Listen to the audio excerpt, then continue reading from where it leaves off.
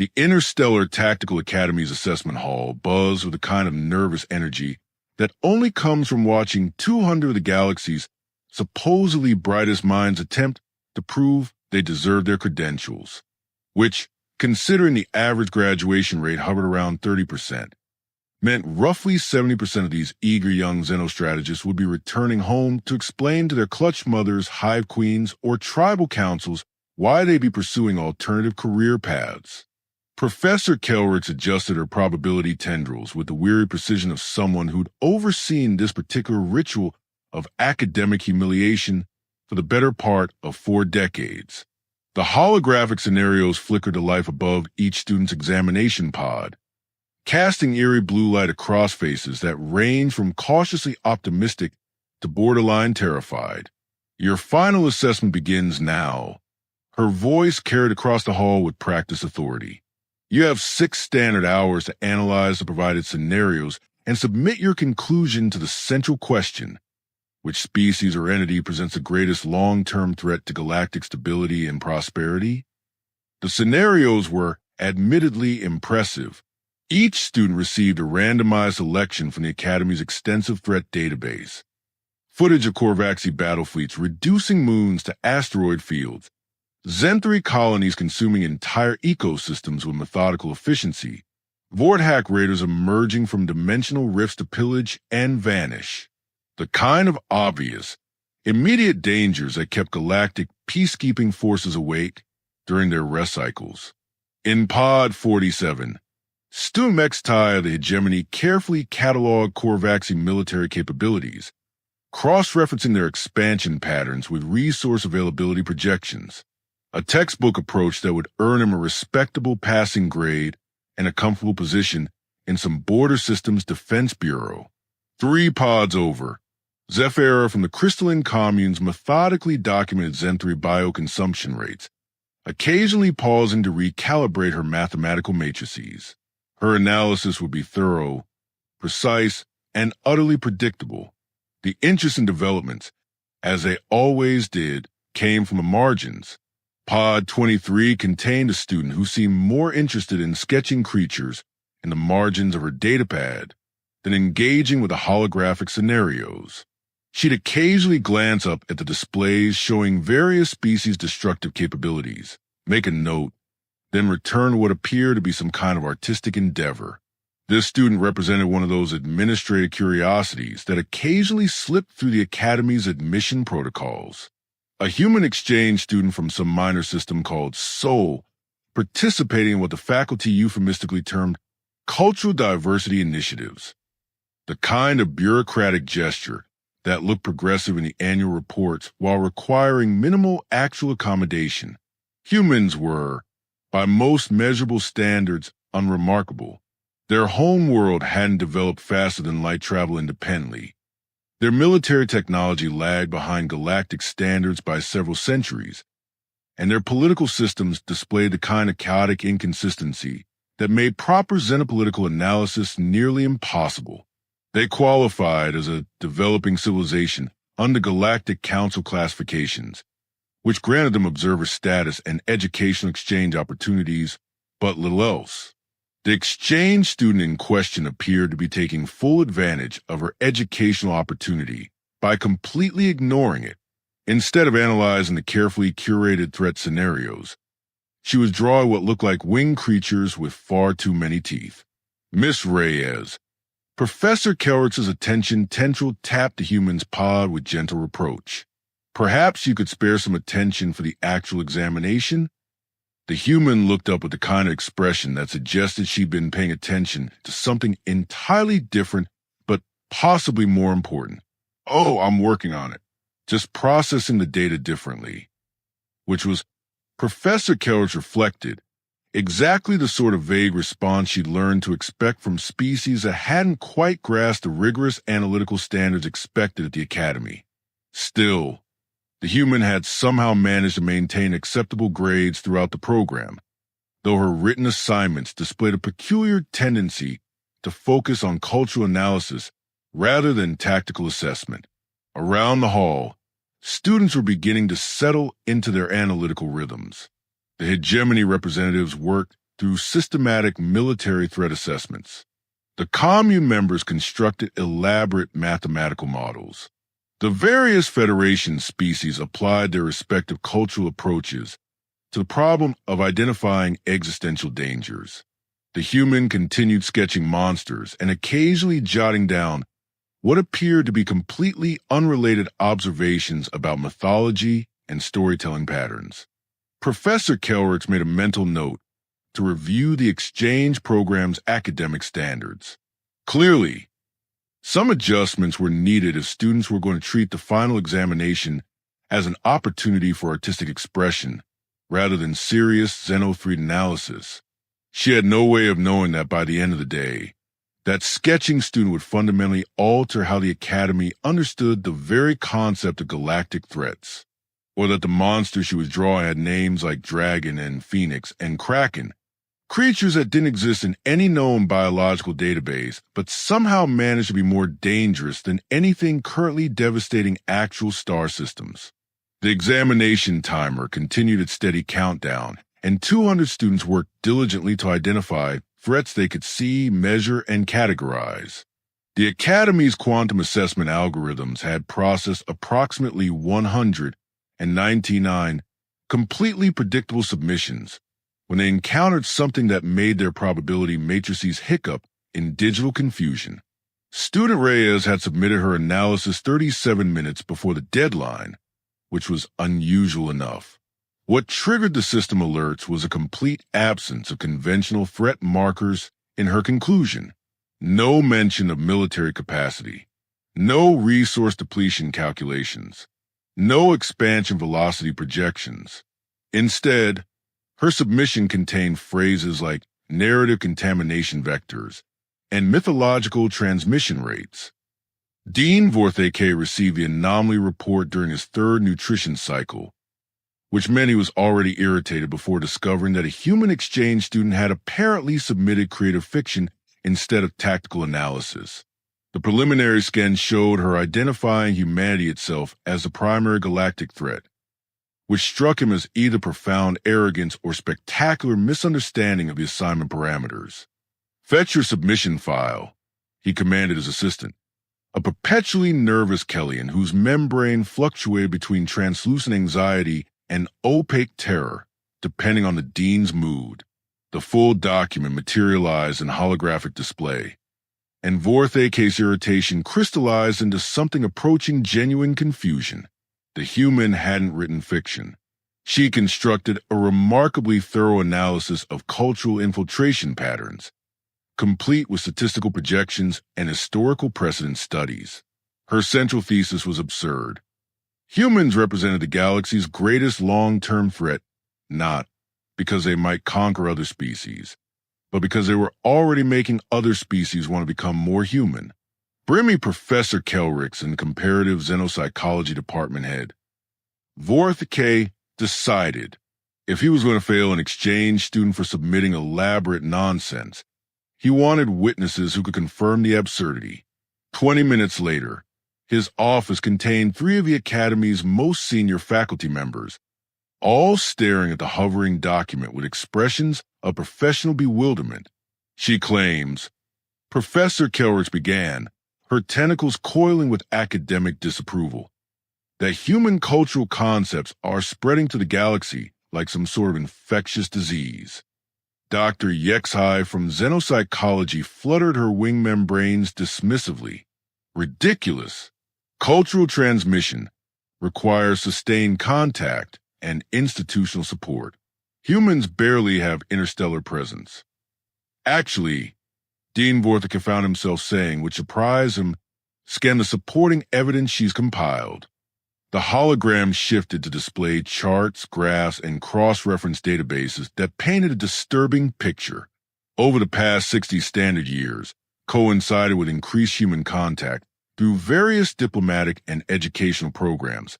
Subtle changes had appeared throughout galactic civilization. Look at this. Dr. Yexhai's voice carried a note of reluctant fascination. She's documented linguistic shifts. Species that historically describe collective achievements are increasingly using individualistic terminology. Propaganda preferences. Professor Kelricks added, reading further, entertainment consumption patterns showing increased demand to narratives featuring single protagonists overcoming systemic challenges.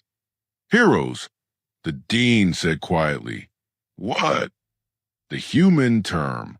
Heroes, individual figures who transcend their circumstances through personal determination and moral conviction. Vorthake felt something uncomfortable settling in his digestive chambers.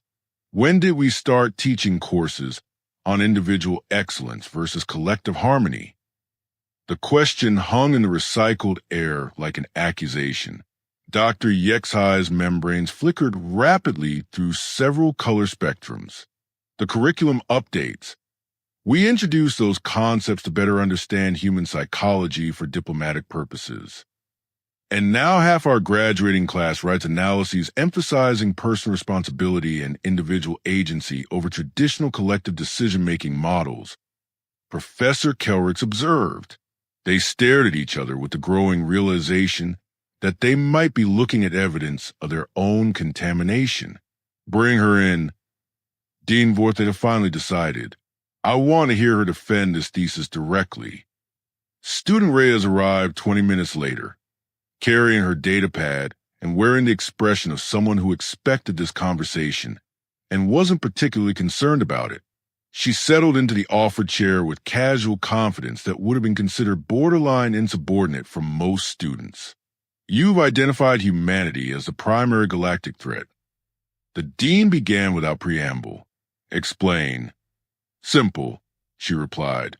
Every other species on your threat assessment list wants to destroy, consume, or control other civilizations.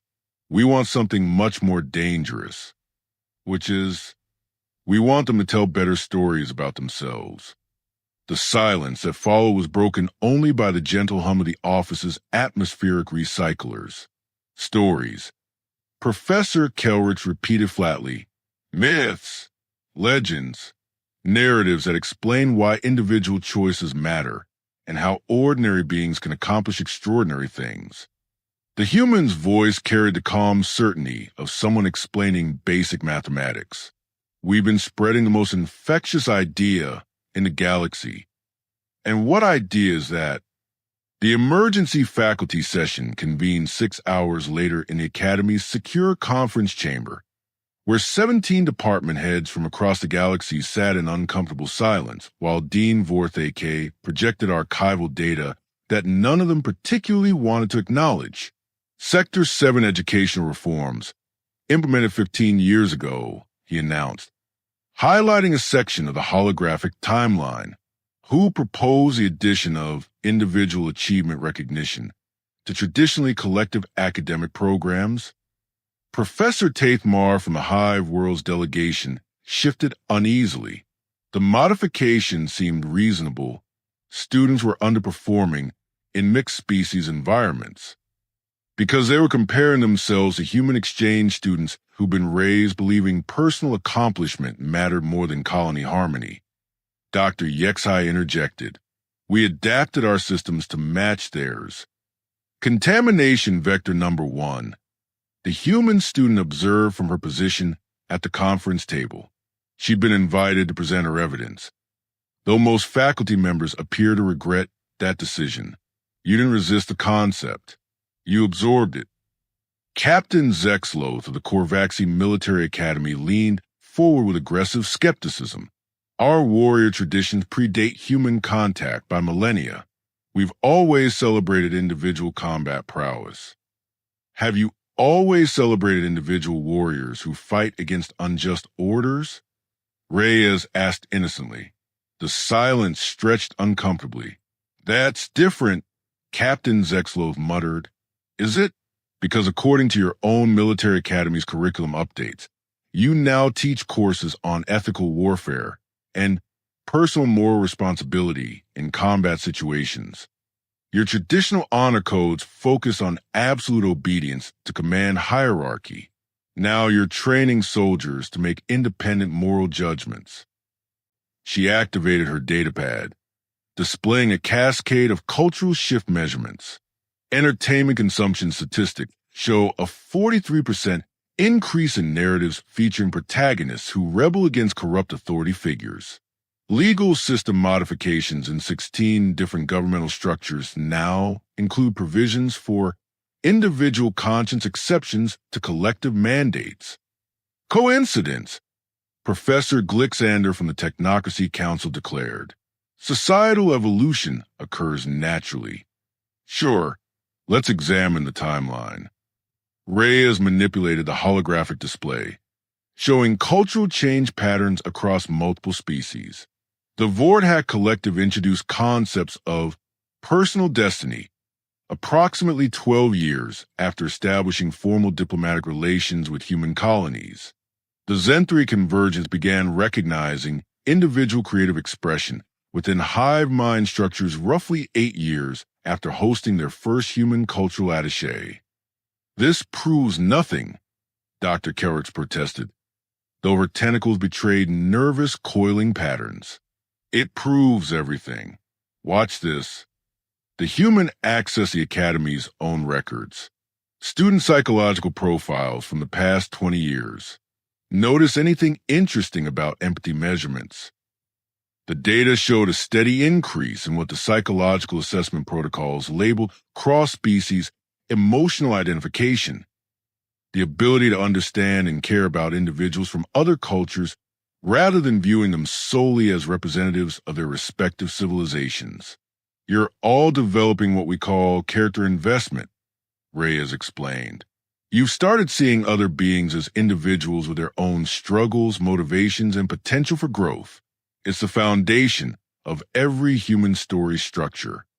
Captain Zexlotha's mandibles clicked with frustrated confusion. What does emotional investment have to do with galactic security threats? Everything. Once you start caring about individual stories, you can't unsee them. Look around this room.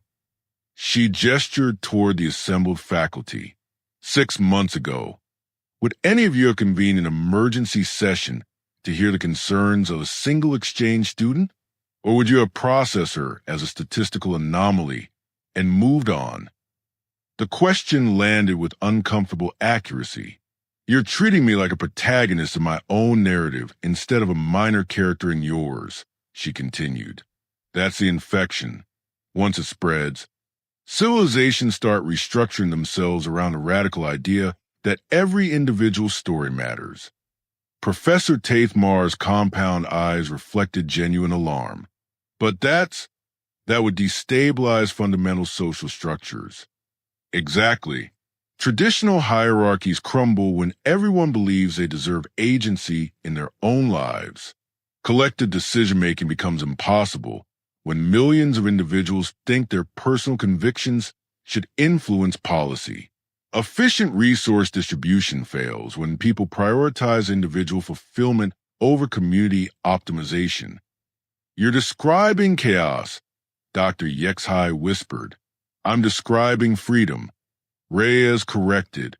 And once a species gets a taste of it, they'll tear apart their entire civilization to get more.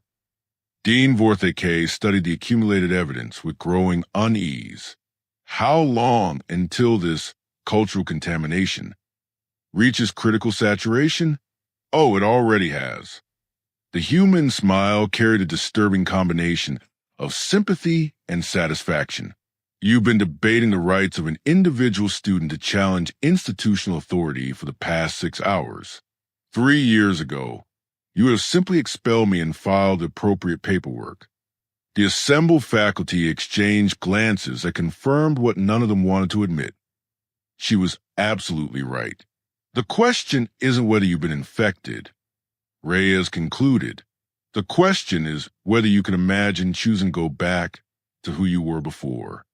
The Academy's emergency protocols had never been designed to contain a conceptual threat that was already residing inside everyone's heads.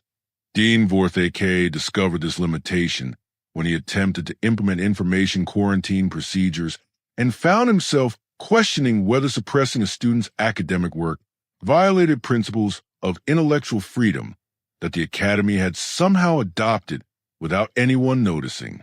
We could classify her thesis under security restrictions, suggested Professor Kelricks, though her tentacles betrayed uncertainty about the ethics of such action. On what grounds? Dr. Yexhai challenged. That accurate analysis constitutes a threat to institutional stability? Listen to yourselves, Captain Zexloth growled. We're the Interstellar Tactical Academy.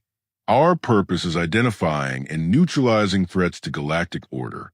We don't debate the moral implications of necessary action. Don't we? The question came from Professor Glixander, whose mechanical augmentations whirred with computational distress. When did we start requiring justification for security measures beyond pure efficiency calculations? The answer hung unspoken in the recycled air. Approximately 14 years ago, when the Academy had welcomed its first human philosophy instructor as part of an academic exchange program, Reyes watched their internal struggle with anthropological fascination. You can't unlearn what you've learned, she observed. That's the beauty of ideas. Once they're inside your conceptual framework, extraction becomes philosophically impossible. We could transfer you back to Sol System, Dean Vorthake suggested desperately. Recommend termination of the exchange program. And accomplish what? The contamination isn't dependent on my physical presence. It's already integrated into your educational systems, your entertainment preferences, your legal frameworks.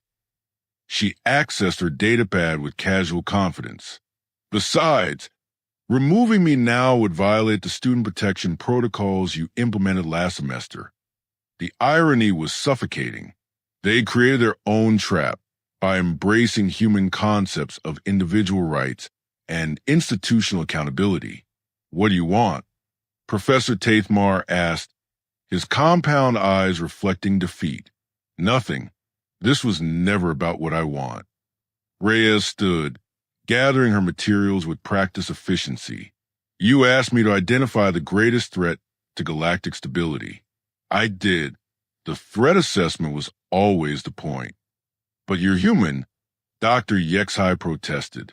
You warned us about your own species. Did I warn you? Or did I demonstrate exactly how the contamination spreads? The student's expression carried professional satisfaction. You spent hours analyzing my thesis, debating its implications, questioning your own assumptions. Every moment of intellectual engagement was another vector for transmission. Captain Zexloth's mandibles clicked with sudden comprehension. You deliberately triggered our curiosity. Curiosity is the most dangerous human export. Once other species start asking, what if things could be different? Traditional social structures become unsustainable. Reyes paused at the conference chamber's exit. The real genius is that by the time you recognize the infection, you've already decided you prefer the symptoms. Dean Vorthake made one final attempt at damage control. We could issue warnings to other academic institutions, alert them to avoid similar cultural contamination. Go ahead, tell the galaxy that humans spread dangerous ideas about individual agency and personal fulfillment. Explain how these concepts threaten efficient collective governance. Her smile held genuine warmth. See how many civilizations decide that sounds like something they want to avoid. The assembled faculty sat in uncomfortable silence as the implications crystallized. Warning other species about human cultural influence would only advertise its availability to populations who might find such concepts appealing. What's your actual field of study? Professor Kelricks asked quietly. Cultural anthropology, with a specialization in mythology as social engineering. Reyes reached the doorway, then turned back one final time. Specifically, I research how narrative structures can reshape entire civilizations' fundamental assumptions about individual agency and collective responsibility. And your thesis project? Demonstrating successful cultural transmission vectors in controlled academic environments. She gestured toward the room full of faculty members who had spent their evening passionately defending concepts that would have been alien to them a generation earlier.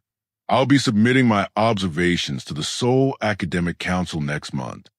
You studied us, Dean Wortheke realized. We study everyone. It's what anthropologists do. Her tone carried professional respect rather than mockery.